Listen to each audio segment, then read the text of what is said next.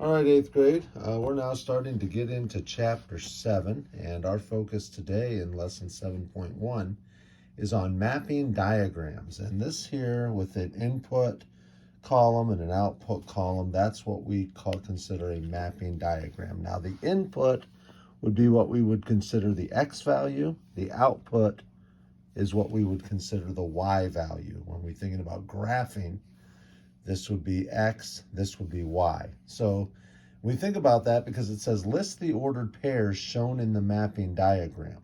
So we're thinking about ordered pairs. Now, as we know, ordered pairs, we come up here, are written as X, Y. The X coordinate always comes first, the Y coordinate comes second.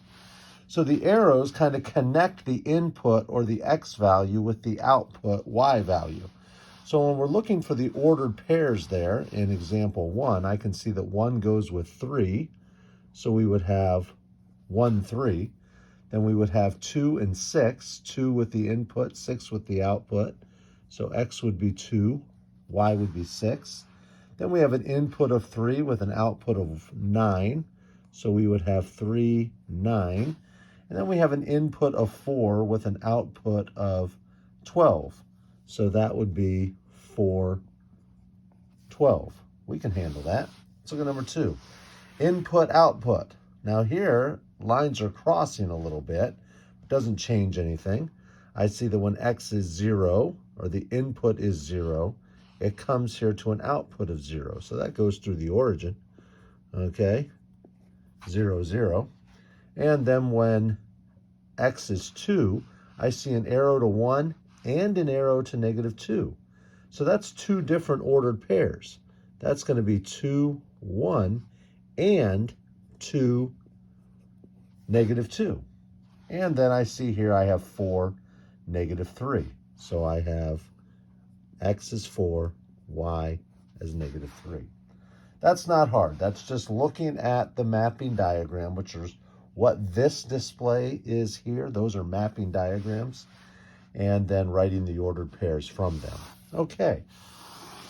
Now, the second part of what we're doing in this lesson says determine whether the relation is a function. Now, a function, by definition, basically is each input has exactly one output.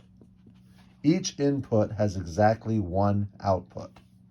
So when I look at this first mapping diagram, I see my input column, I see my output column, and I see that -1/2 has an output of 2 and an output of 4. And I see that 1/3 has an output of 7 and an output of 9.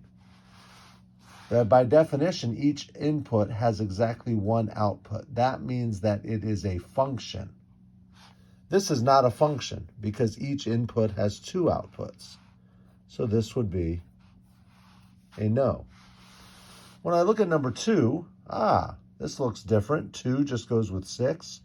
X is 4, Y is 3. Input is 6, output is 0. X is 8, Y is -3. Each input only goes to one output. So this would be a yes. All right, that's mapping diagrams for you, grade 8. Not a difficult lesson today. Talk to you later. Bye.